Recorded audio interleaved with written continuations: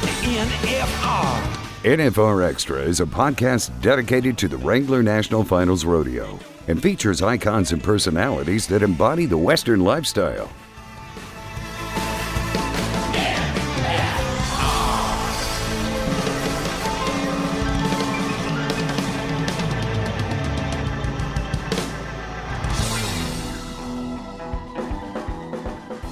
And was talking about Luke, and they said, Luke Branquinho is going to go down as the greatest steer wrestler of our generation. Like, it can't be done the way that he did it. Right. And then 8 years later, I got to where I'm one behind him. Right. I mean, that's something that it stuck with me ever since Pearson said that. And that's always been, like, goals that I wanted to have, is anybody that, if you get the credit for being the best in my event, I don't want to be as good. I want to be better. Right. And I mean, that's what my goal ever since I was a kid. The guys that I always dreamed about being was like Roy Duval, Oak Berry, John W. Jones. There was always these big legends in rodeo. I said my goal this was when I was a little kid. I said my goal is I want everybody to forget about them. This is Brylan Bentley, and you're listening to NFR Extra. Best moment from last year's NFR has to be the reaction from Tyler during round 10. I mean, that was a crazy round. So I want you to give us your version, because I know I watched it on TV, and the aha moment from you when everything kind of came together. I want to hear your version. Before the round started, we had it figured out as to what would have to happen for me to win the world, and it was so far-fetched it almost couldn't have worked. I had to finish in the top 5 in the go-round. Will Loomis had to break a barrier. He could not miss a steer. He could not just be long or any of that kind of stuff. He and I had to flop positions in the average, was the only way that it could work. And then Stetson Jorgensen could not win a check in the final round. Whenever we go to check the draw, Will's steer was not very good. He had a steer that was stronger. I'd run him throughout the week. Stetson Jorgensen, though, had a steer that they've placed every time on. He's a great steer. And I had a very good steer, too. I wound up, by the end of the round, I was splitting 4th and 5th, which was enough. And then Stetson and Will were the last 2 guys to go. Will breaks the barrier, so that part had done fell into play. And then Stetson had what I thought was probably one of the better steers on the herd and missed the barrier and missed him. I mean, I knew I'd won the world as soon as Stetson nodded his head. He was way off the barrier, right, and the round was already fairly tough. He had to be 4-1, and he was going to run him too far. Like, I didn't even know that he missed him until after the whole thing was said and done. Did you talk to him after the round? No, I talked to Will after the round. That was Will's world title to lose. And it just, unfortunately for him, it didn't work out the way he wanted it. Now, what was he riding? Will was riding Benz. Okay. Yeah, because, I mean, that was, like you say, going into it. And we had seen you guys at Oakberry's steer wrestling, and, you kind of had that feeling when you see Will and you and all the guys hanging around. That was the conversation that was going on, is like, this is his time. Yeah, we knew who it was between going into the – and, like, don't get me wrong, there were still 5 or 6 guys that had – a chance, sure, but it was so far-fetched for them to be able to win. I was one of the ones included in that. It was between Will and Stetson going into that last night, and for them to both fall out. Like I said, there was 10 rounds for that to happen. For it to happen at the finish line was crazy. So do you have a post-game dinner that you like when something like that happens? When you get back home, is there a feast or something that you guys plan? Or as soon as my plane, I flew out the next morning. As soon as my plane landed, I packed a bag and we went hunting for about 2 weeks. That's our hunting time around the house and stuff. So we go hang out at the camp, kind of kick the horses out, let them relax, and we go kind of hang out in the woods where it's quiet. There you go. Try to get the Vegas off of you. Nothing wrong with that. You mentioned Oatberry, and I have to ask this because it was in a note somewhere. You wear a purple shirt in round 10. Just to spite Oat. Whenever I was younger, Oat was always one of my heroes, helped me out a ton, and he used to always tell me that purple was the most unlucky color in rodeo, that anytime somebody wore purple, that's whenever they just did absolutely terrible. So if you watch a lot of times at the NFR, the horse that I'm riding will have purple boots. I wear purple in any major go-round anywhere.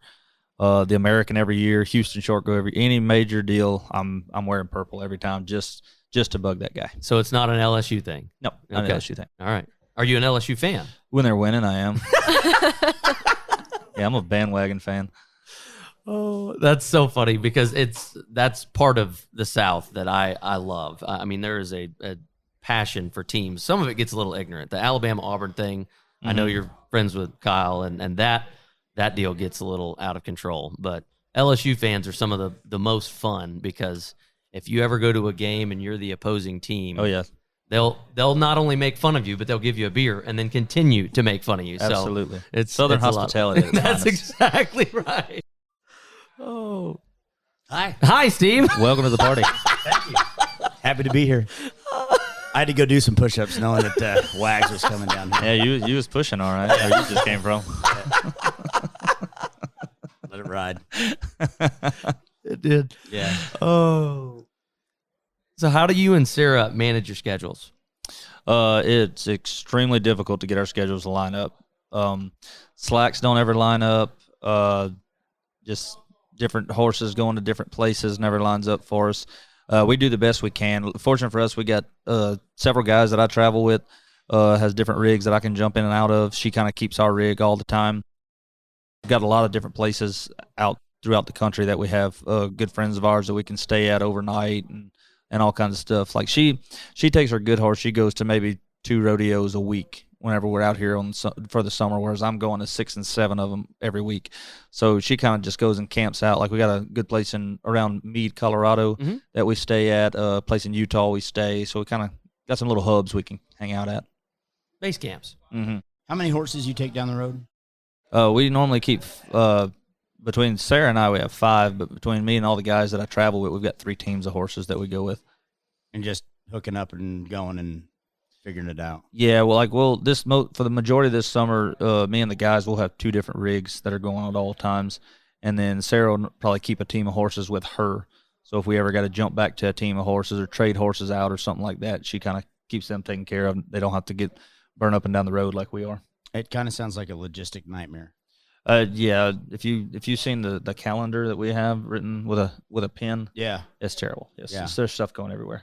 And who's usually traveling with you?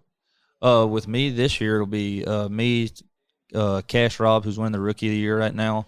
Jacob Talley made the finals several times, and then Rowdy and Remy Parrott. Rowdy's made the finals several times, and Remy Hayes for me for the second half of the finals this year. That Cash was a force to be reckoned with at the Junior World Finals, too. He's I mean, he is the Kinda real deal. Yeah. Yeah, that's going to be the best shot for a steer wrestler to make the NFR on his rookie card that we've had in a long time. I mean, he's riding good horsepower. He listens. He works at it in the practice pen. Like, I mean, he's just a boy, but he's a grown man out there. Oh, yeah. So how old is he? Is he 18? He is 19 right 19. He- Okay. He won the incentive, too, didn't he, at Oakberry's He's- deal? now. Yes. Yeah, he's Yeah. the high money man that they ever had at Oakberry's deal. They had figured it up whenever he got finished with Oakberry's deal. He won like 50 or 60,000 throughout Right. the years that he's been there He- as I a think- kid.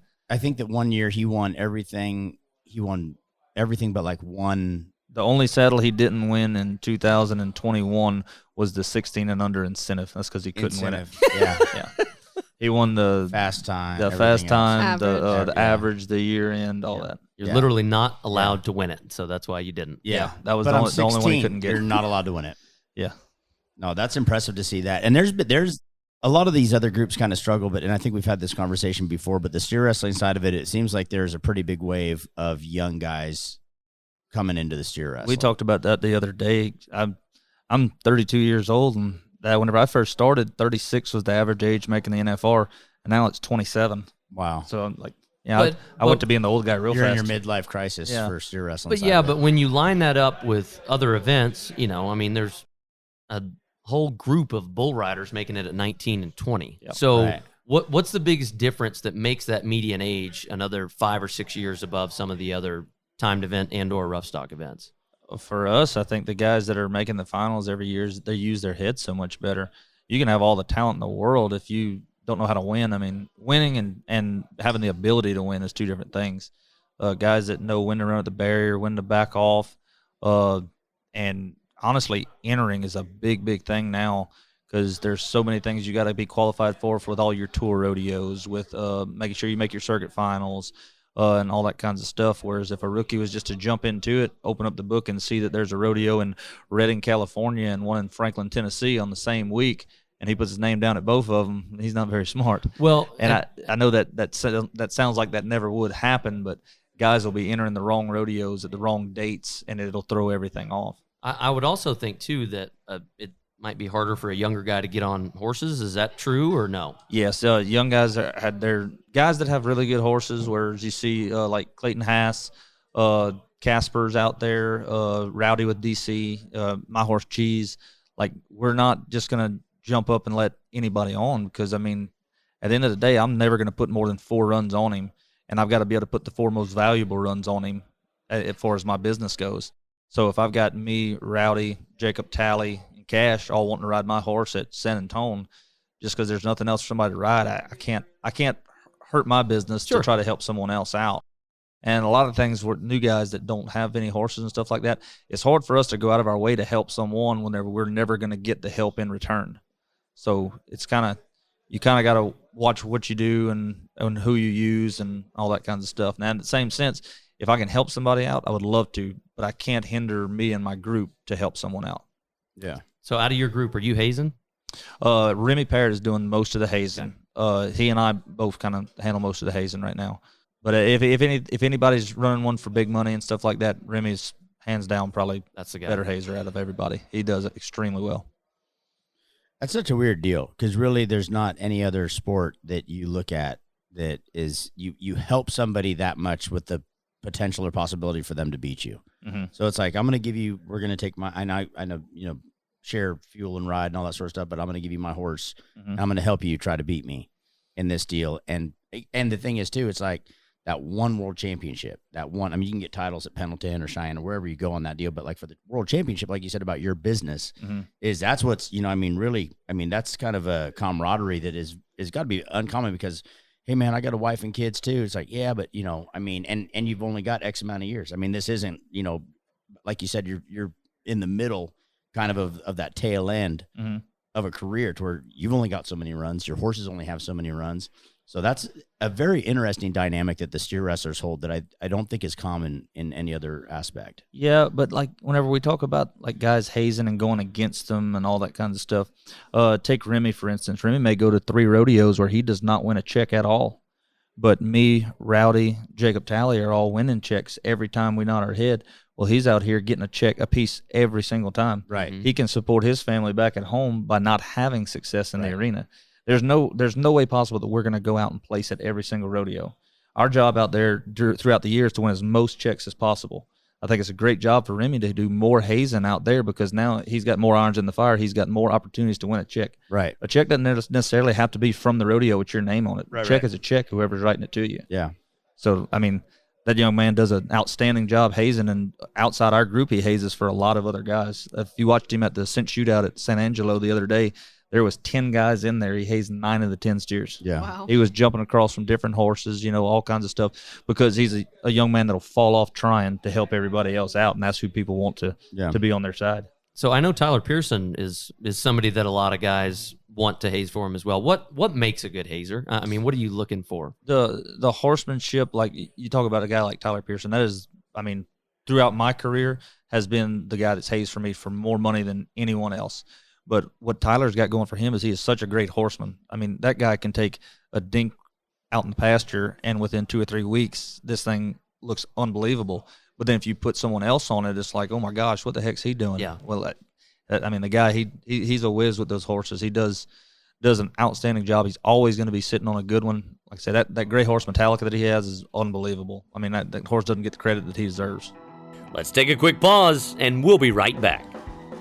Do you need a dose of social? A dash of insider info?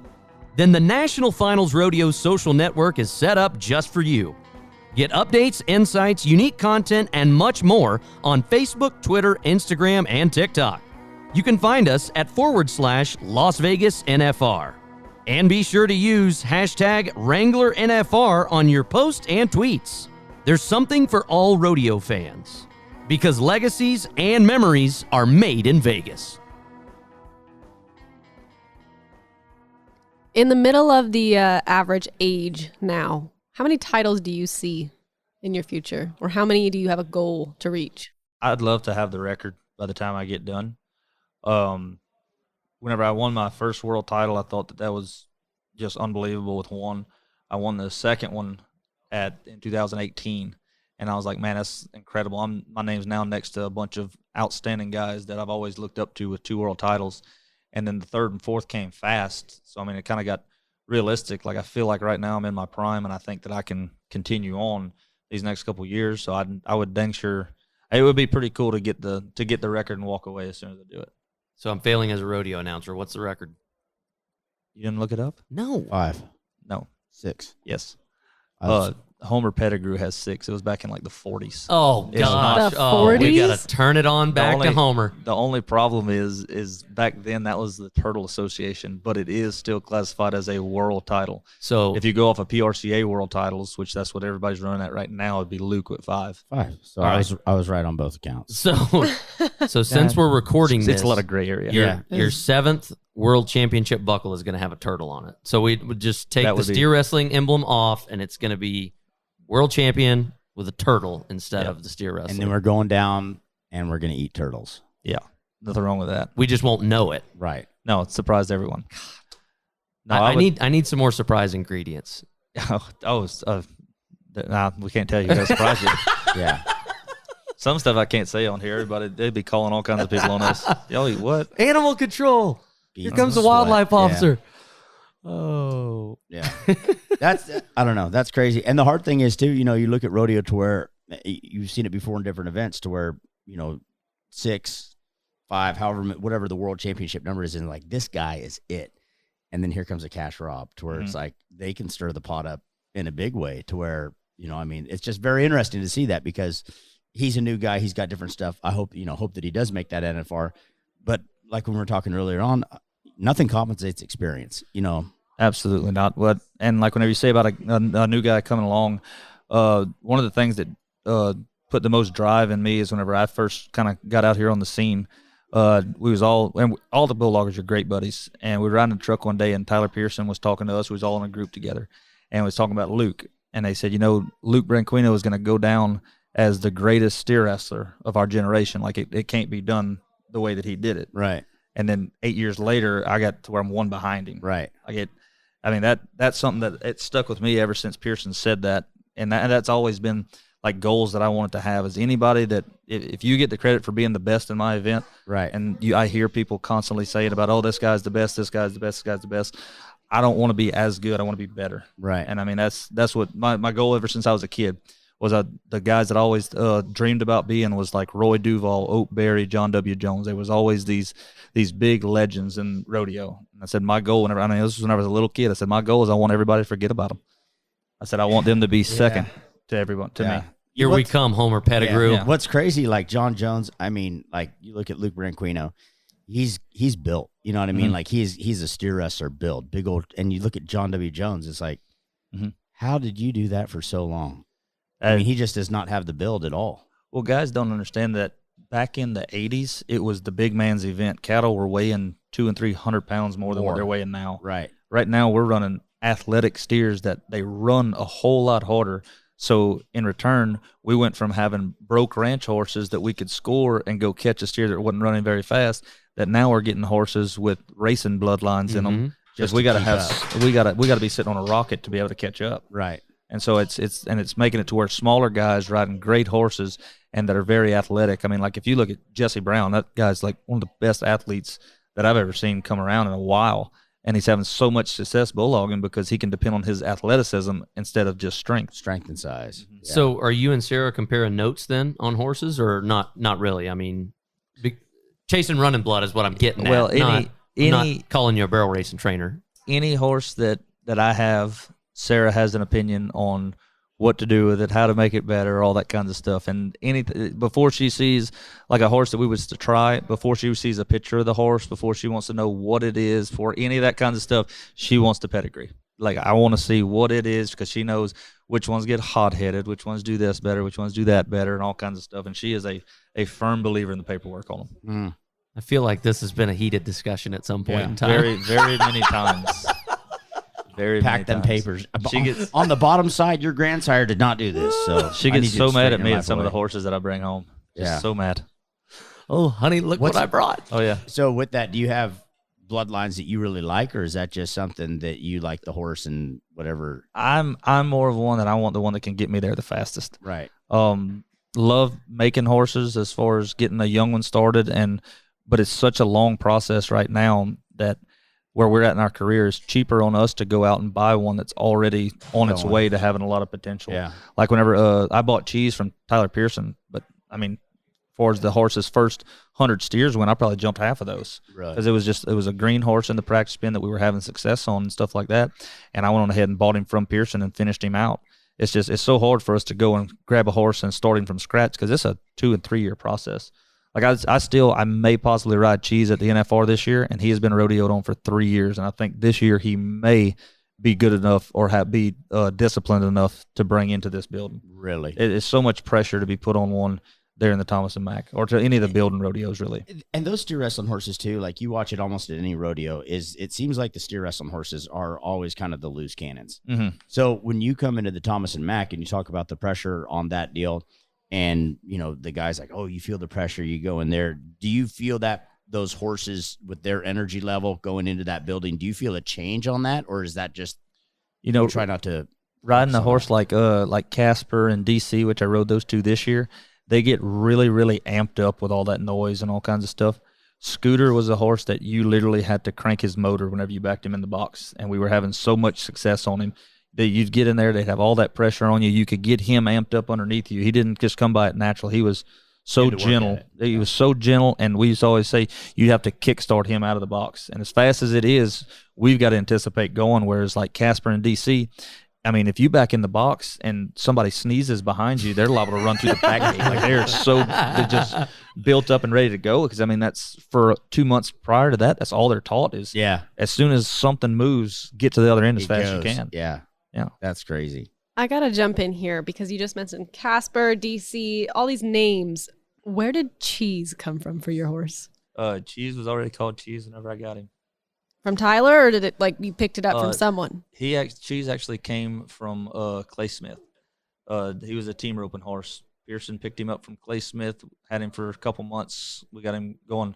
I mean, whenever he was really green, we were riding him at some really big rodeos, and then that was the fall of the COVID year, and I wound up buying him from Pearson then.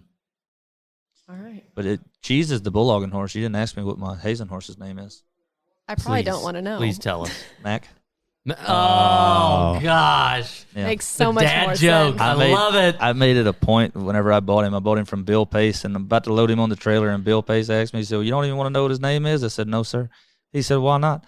I said, because if I know his name, I can't change it. It's bad luck. I said, but if I don't know his name, I can name him whatever I want. He said, what you going to name him? I said, I'm going to name him Mac. He said, well, I ain't going to tell you a word. Then go ahead. Yeah. I was thinking Easy was coming to my brain. I like that. Mac. That is awesome. Well, I hope to see Mac and Cheese at the Thomas and Mack someday. They'll both be here this year for sure, whether they're in the building or whether they're just there for help. They're going to be here. Nice.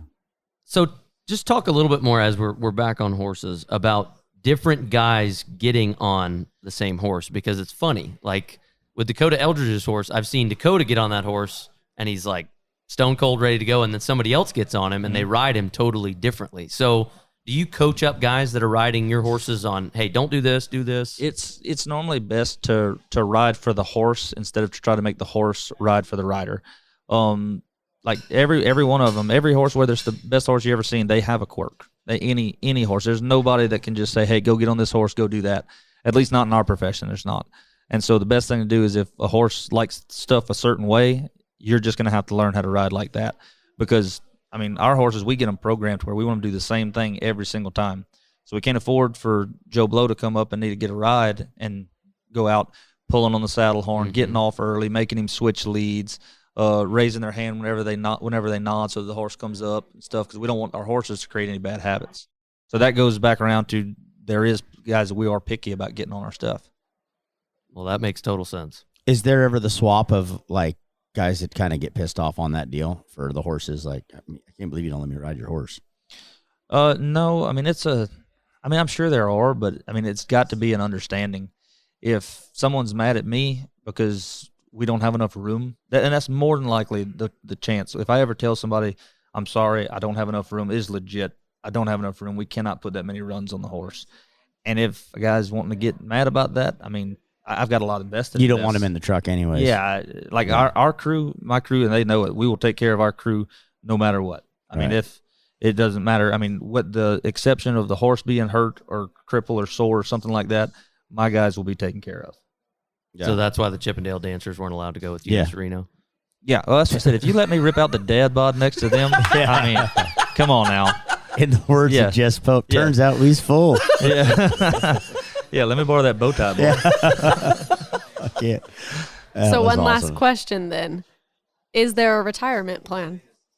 Yes. I've got a business with cattle right now that I've just about got it to where it's making me more money than I do rodeo. So I'm wanting to eventually, and like I say, I'm not nowhere near about done with rodeo, but goal wise is if I can get to the record, and I would love to go out on top. I don't want to be a guy that's chasing after that last NFR.